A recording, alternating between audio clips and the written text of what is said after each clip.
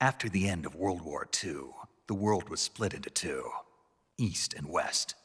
This marked the beginning of the era called the Cold War.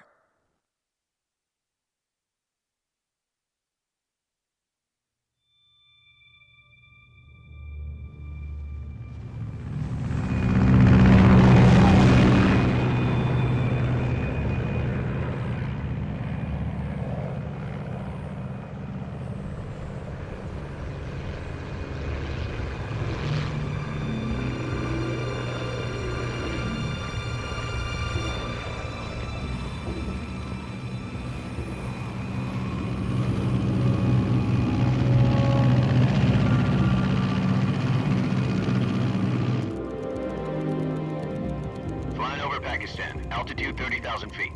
Approaching Soviet airspace. 20 minutes to drop off. Commencing internal depressurization. Equipment check. Arm main parachute. All right. You ready to go? Drop zone still showing a high pressure mass.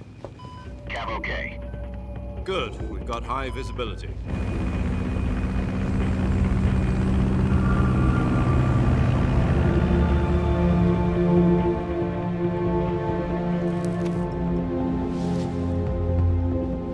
Put out that cigar. Connecting oxygen hose to interior connector. Put on your mask.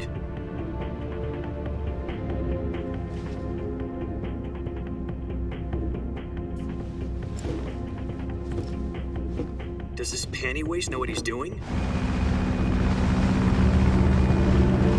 Approaching release point. 10 minutes to drop off. Hey, are you deaf? He said put out the cigar and put on your mask.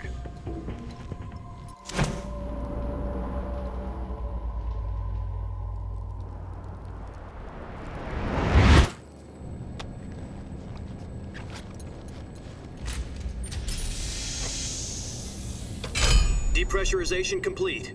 Checking oxygen supply. 6 minutes to drop off. Opening rear hatch.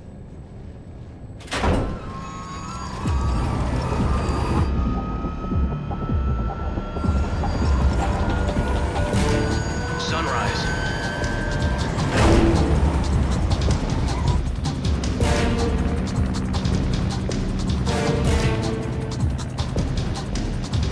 External temperature minus 46 degrees Celsius. 2 minutes to drop off. Stand up. You'll be falling at 130 miles per hour. Try not to get frostbite from the wind chill. 1 minute to drop off. Move to the rear. Activate bailout model. This is one for the history books. The world's first halo jump. 10 seconds to drop off. Stand by. Status okay. All green. Prepare for drop-off. Countdown. 5, 4, 3, 2, 1. Spread your wings And fly. God be with you.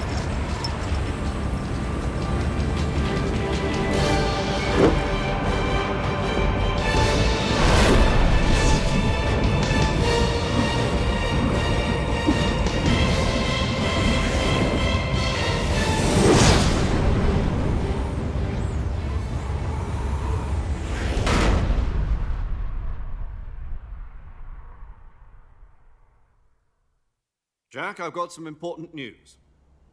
The head of the CIA has finally given us the green light for the Virtuous mission. Virtual mission? No, the Virtuous mission.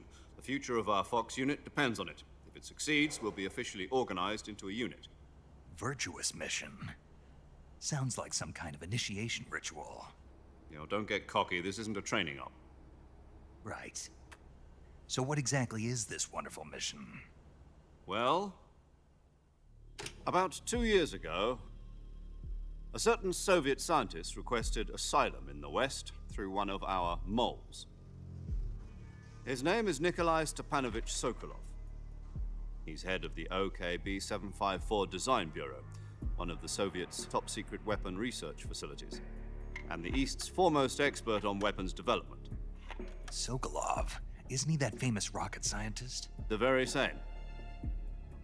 On April the 12th, 1961, the Soviets achieved the first manned spaceflight in history.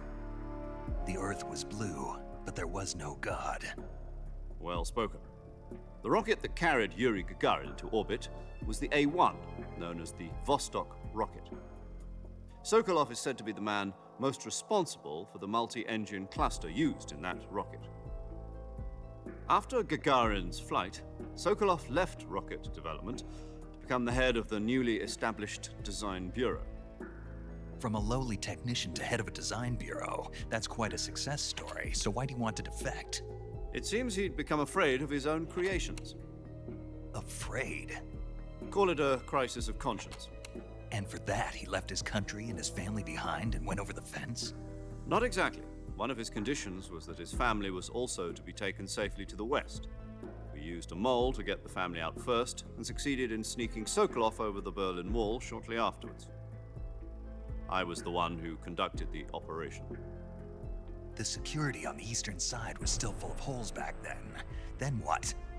We got Sokolov over in one piece, but the whole ordeal had left him exhausted, and we checked him into a hospital in West Berlin. It took him 2 weeks and more than 600 miles to get from the research facility in the Soviet Union to Berlin. He was in no condition to say anything coherent. And it was only a week later that we had something much bigger on our hands. The Cuban Missile Crisis. October the 16th, 1962, President Kennedy received word that the Soviets were in the process of deploying intermediate-range ballistic missiles in Cuba. The President demanded that the Soviets dismantle and remove the missiles. At the same time, he announced a naval blockade to prevent further missile shipments from reaching Cuba. But the Soviets didn't back down, instead placing their armed forces on secondary alert. Soviet transport ships carrying missiles continued on course towards Cuba.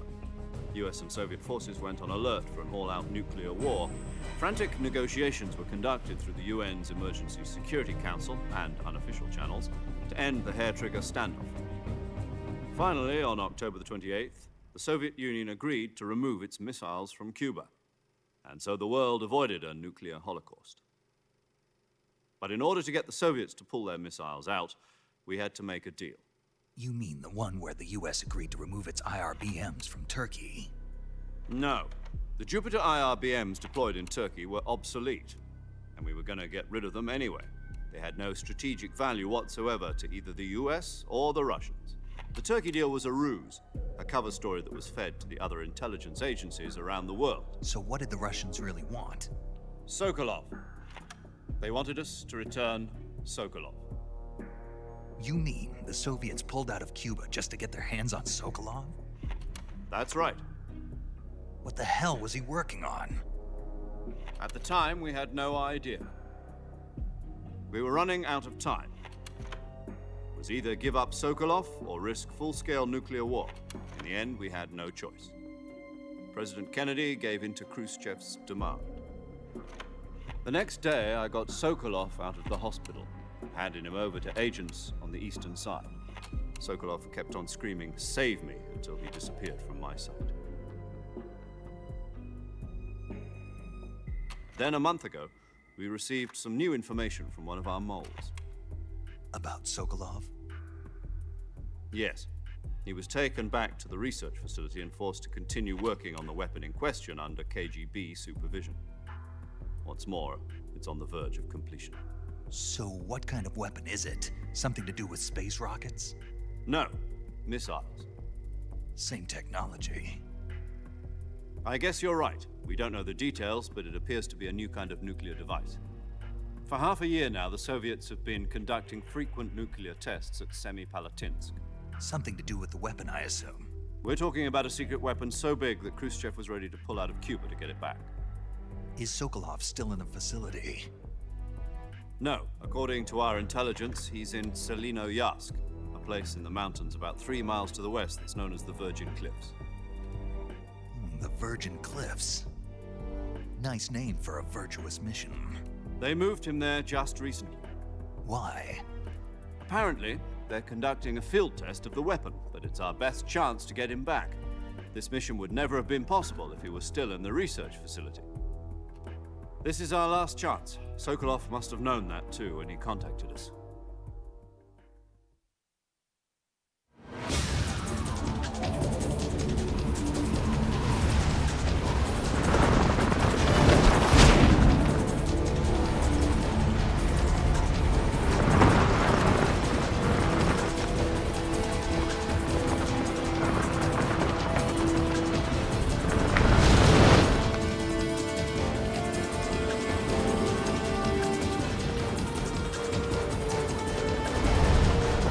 Jack. Your mission is to infiltrate Selino Yask in the Soviet mountains, ensure the safety of Sokolov, and bring him back to the West.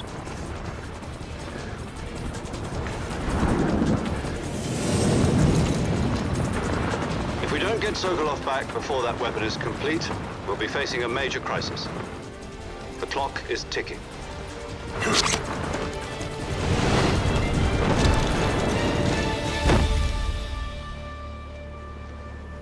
Once we've confirmed the rescue of Sokolov, stand by at the recovery point. A recovery balloon will be dropped at that point. Helium will be pumped into the balloon to inflate it. The process takes about 20 minutes. Once it's complete, the gunship's arm will latch onto the balloon and pull it up. The Fulton surface-to-air recovery system. I'm familiar with the theory. Take it easy. It's been combat-proven. Do you think Sokolov is up to it?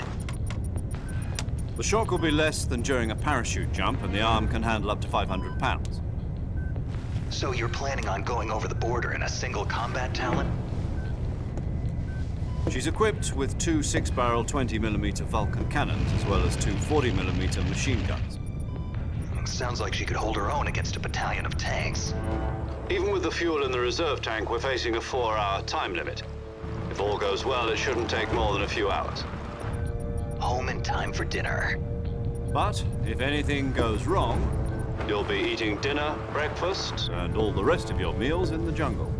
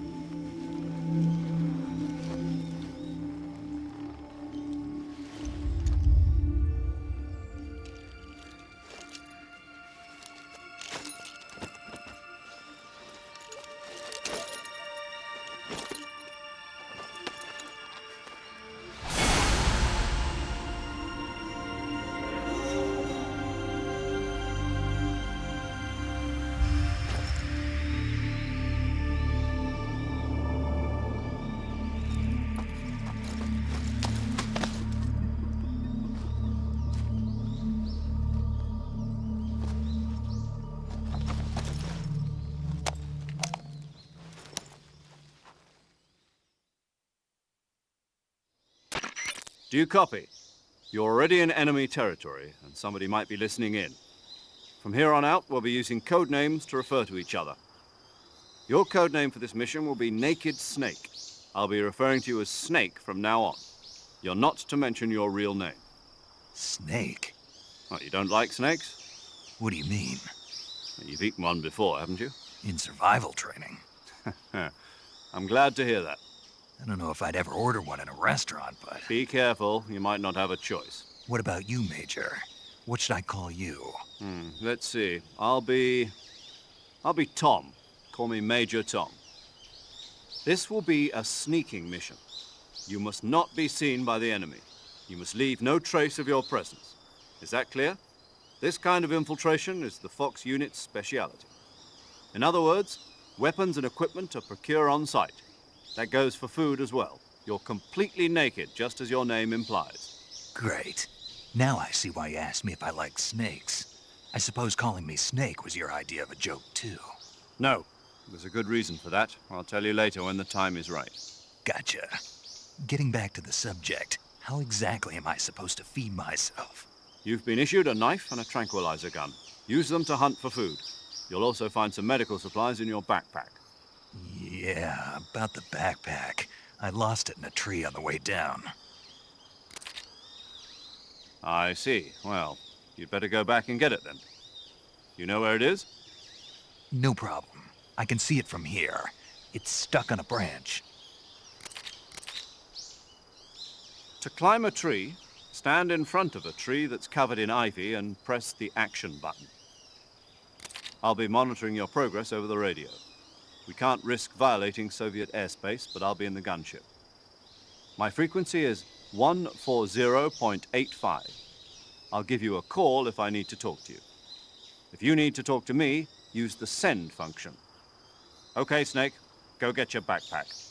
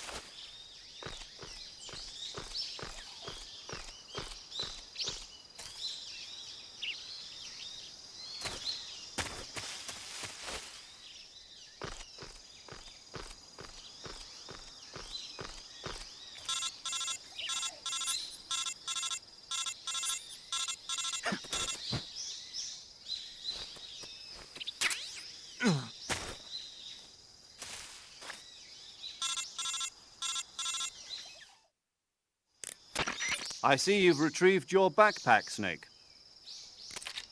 To equip a weapon, it's necessary to take it out of your backpack. In the survival viewer, choose Weapon from the backpack. Your available weapons will be displayed in a window in the upper left. From that list, choose the weapon you want to equip and press the Enter button. For other equipped items, just do the same thing from Item. Got it. Use the survival viewer backpack. Yep, that's right. Survival is fundamental to this mission. After you've been out in the field for a while, your stamina will start to drop. If your stamina gets too low, it'll affect your performance. You won't be able to shoot accurately, for example, and your wounds won't heal as smoothly. Keep an eye on your stamina so you don't run out. To recover lost stamina, you can hunt for local flora and fauna. You can use either your tranquilizer gun or your knife to hunt. My only weapon is a Mark 22 Hush Puppy tranquilizer gun? That's right. It's been fitted with its own suppressor. However, the suppressor will deteriorate every time you fire. Once its durability reaches 0, the noise suppression effect will be gone. So don't get too trigger-happy with it. The suppressor's durability is shown in the icon. Any weapons and equipment beyond what you're carrying now, you'll have to find as you go. I have to find my own weapons and equipment? Whose crazy idea was this anyway? Solo covert actions are standard Fox operating procedure. You can't leave any traces of your presence. No weapons, equipment, footprints, sweat, or bodily waste. The same goes for bullets and cartridges, too. Your presence in enemy territory is already a violation of international conventions of warfare. There aren't supposed to be any American soldiers in Russia. It could spark an international incident. You can't let anyone see you. You can't let the enemy know you're there. This is a stealth mission. You're a ghost, Snake, in every sense of the word. And there'll be no rescue if you're captured. The military and US government will deny any involvement in the affair. Then I'll just have to take care of myself, huh? I'm afraid so. You've been given a fake death pill for that purpose. SIS guidelines stipulate that soldiers on covert ops like this one be issued a potassium cyanide capsule. Tape it to your body so you can take it when you need to. How generous of you. Use it if you're taken prisoner by the enemy. It'll send you into a state of false death for a short time. Fooling them into thinking that I'm really dead. So how do I come back to life? Just take the revival pill. You mean that thing they put in my tooth before the mission? That's the one. But be careful. If you remain in a state of false death for too long, nothing will be able to bring you back. Remember that. I'll keep it in mind. You said this was a solo mission, right? Right. I guess that means I can't count on any reinforcements. Correct. The mission rests entirely in your hands. A real one-man army. Relax. There's a support team ready to back you up over the radio. Who? I'll introduce them to you. This time, survival is of utmost importance. The first member of the support team will be in charge of monitoring your physical condition, acting as a medic, so to speak, as well as recording your mission data. She's a member of Fox as well, and she's here on the gunship with me. She? Hello, Snake. I'm paramedic. Nice to meet you. Paramedic. As in a medic who comes in by parachute. Aren't you going to tell me your real name? Are you going to tell me yours, Mr. Snake? My name, huh? It's John Doe. And they call you Jack for short. You're a regular Captain Nemo. A name means nothing on the battlefield. After a week, no one has a name. What's your name? Jane Doe. Very funny. I wasn't joking, but I'll tell you my name only if you manage to make it back alive. My frequency is 145.73. She's also in charge of recording your mission data. Whenever you want to save, send a message over the reserved save frequency, 140.96.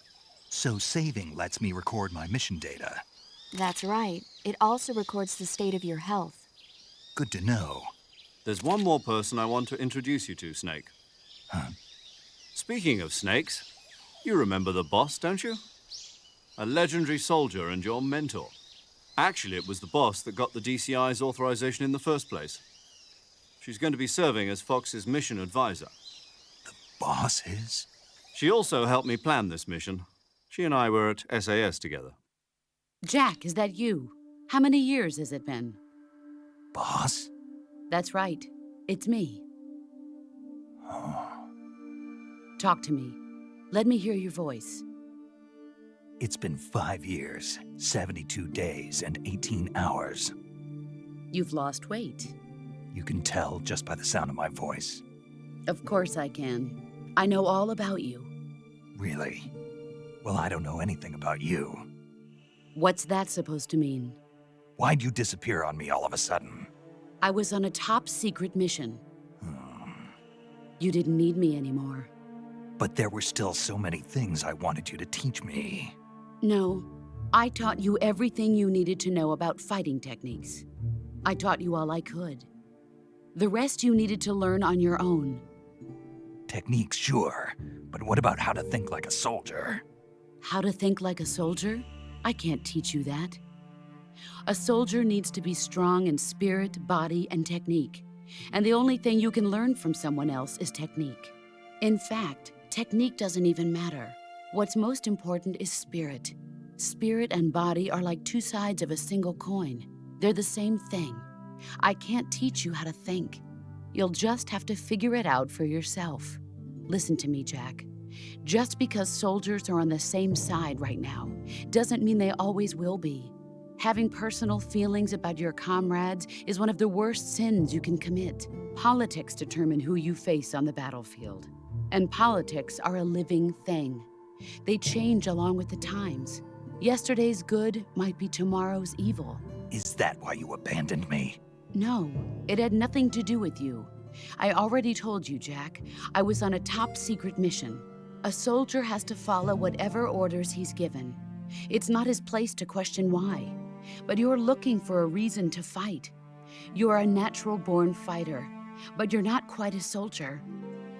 A soldier is a political tool, nothing more. That's doubly true if he's a career soldier.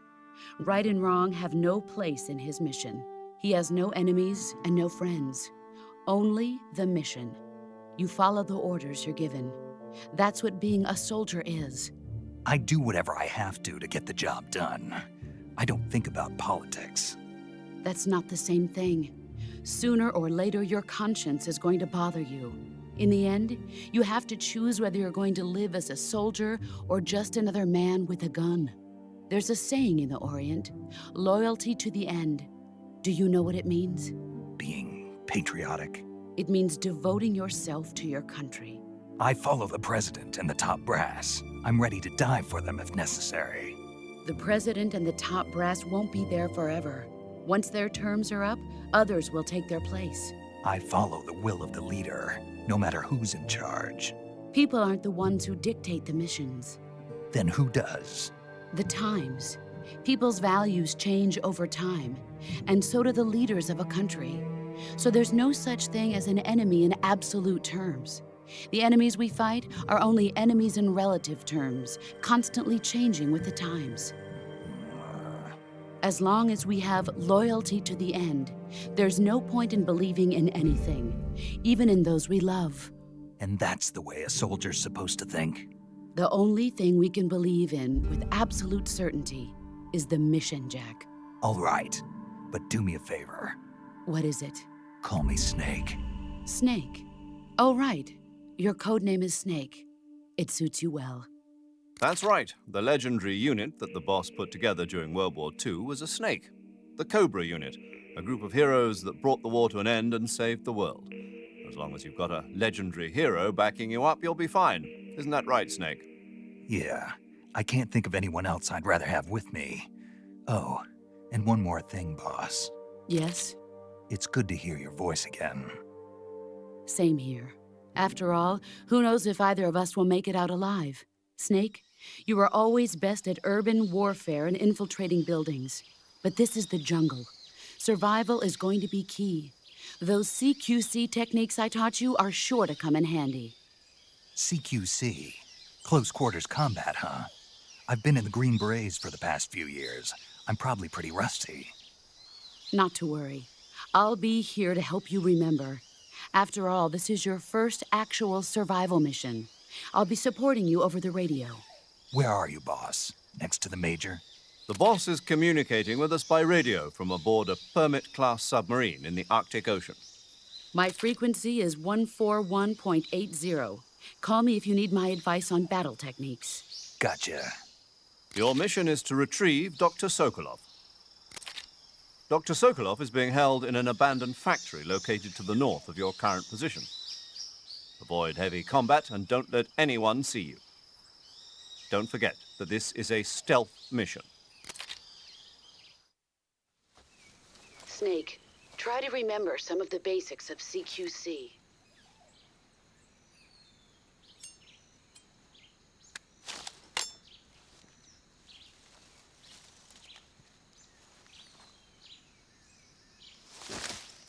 Commencing virtuous mission now.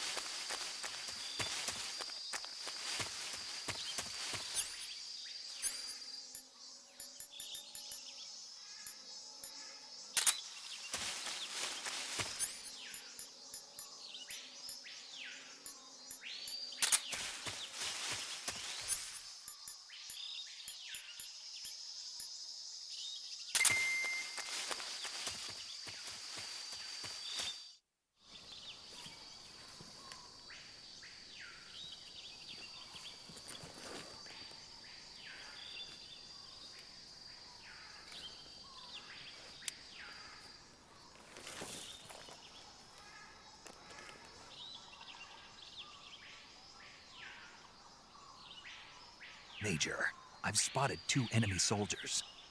They're probably KGB troops sent to guard Sokolov. AK-47s and grenades. Snake, your presence in Soviet territory is already a violation of international law. We can't let the Kremlin find out that the CIA and the American government are involved. Contact with the enemy is strictly prohibited. Don't engage them in battle either. This is a stealth mission. Got that? The Major is right. The point of this mission is to sneak through the jungle without being seen. The success of the mission depends on how well you use your camouflage. Change your camouflage by selecting Camouflage from the Survival Viewer. The Uniform option lets you pick your uniform, while the Face option lets you change your face paint. Choosing camouflage that blends in with your surroundings will help you conceal yourself more effectively. Also, don't forget that anything that moves will stand out in the jungle. If you just stand up and run around like an idiot, you're bound to be spotted. But if you crawl instead, you should be able to sneak by without being noticed. You can see how effective your camouflage is by looking at the Camo Index. The Camo Index shows how well your current camouflage blends in with the surrounding area. The higher the value, the harder you are to spot, and vice versa. The key is to make yourself one with nature. Keep that in mind as you go along, okay?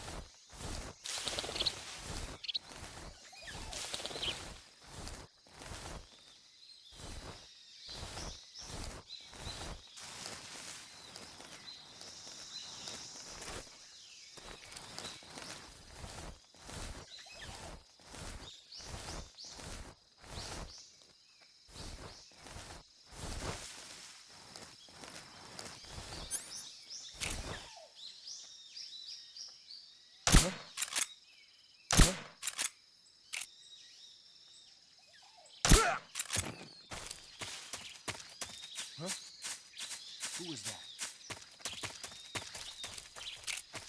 Who's that? What's wrong?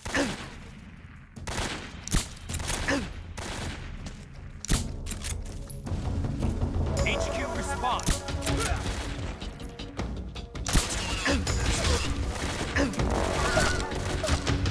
There's something wrong. Support unit, confirm your status.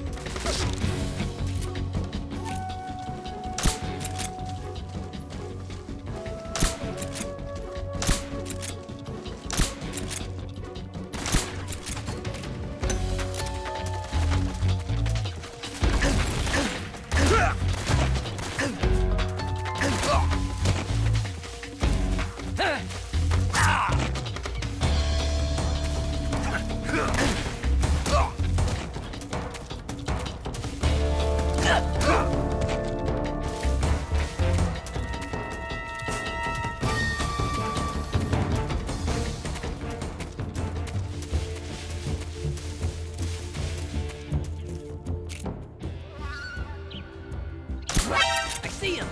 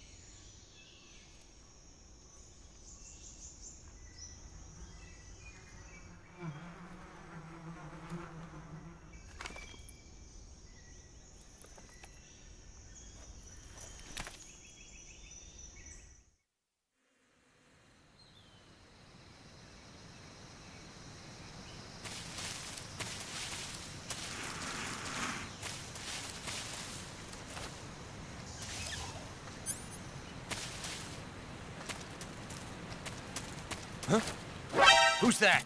Ah! Radio! Where's our backup?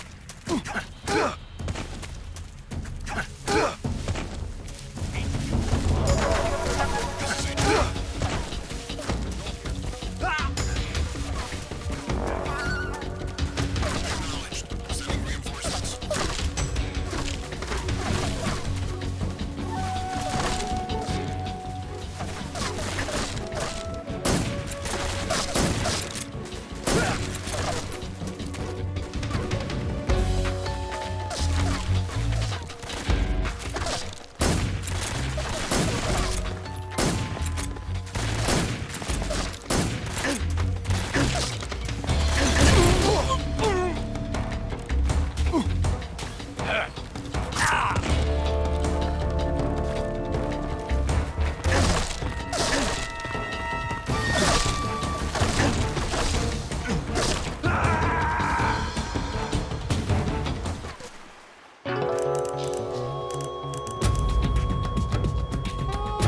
Snake!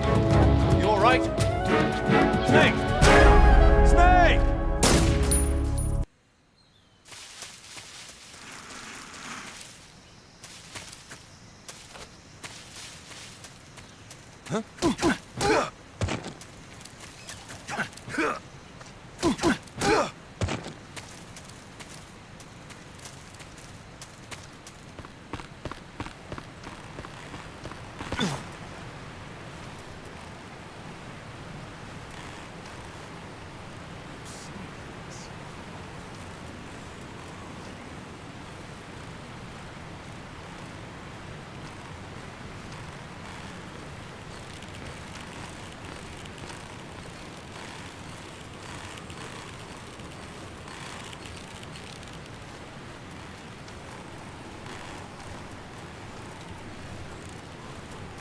Who's that?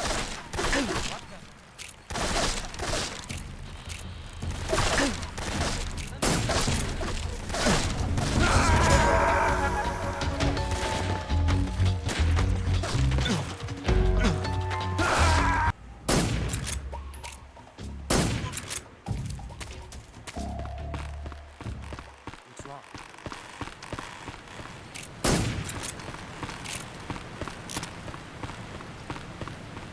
Who's that?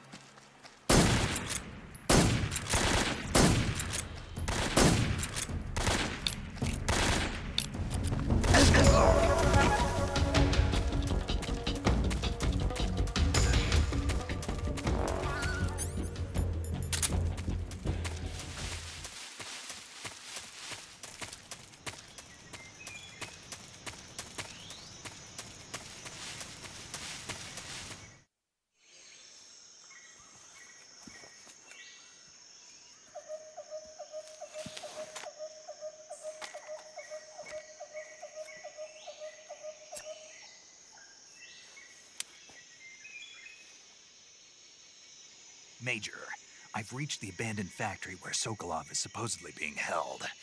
This place is a dump.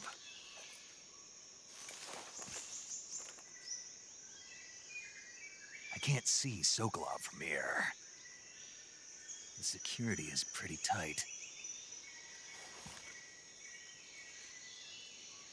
There are sentries posted around the perimeter. I wonder how many are inside.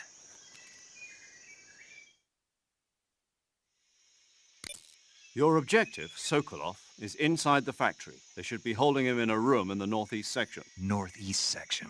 Got it. Be careful. Your mission is to bring Sokolov back alive.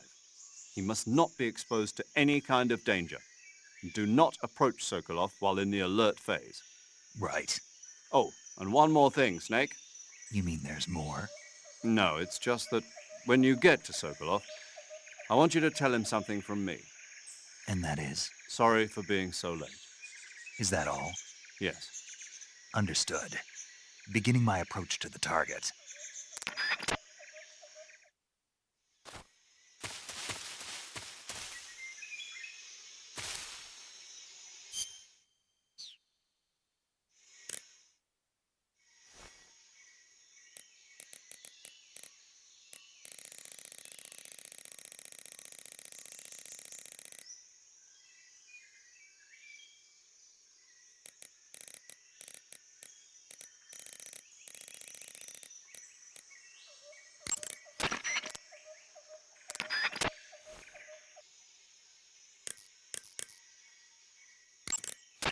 Saving the game, Snake?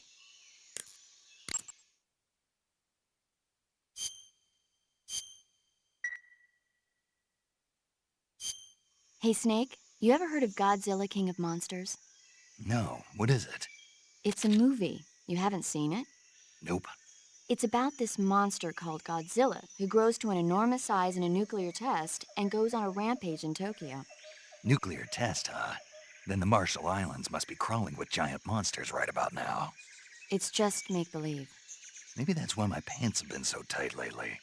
Snake, it's a movie, not a report out of Los Alamos. I know. So then what happened? Godzilla is immune to all weapons, and humanity has no way to stop the monster. Dr. Shirazawa develops a new type of weapon, but meanwhile, Godzilla is getting closer and closer to Tokyo, obliterating everything in its path. It was originally a Japanese movie, but they made an American version, too. I recommend seeing the original Japanese one if you ever get the chance. It's mostly mindless fun, but it's also got a serious anti-nuke message as well. Where can I see the original? You'll just have to go to Japan. Really? That's too bad. Well, if you wait 40 years, you might be able to see it in America, too. Why's that? 2004 will be Godzilla's 50th birthday. You think they're still going to be making Godzilla movies then?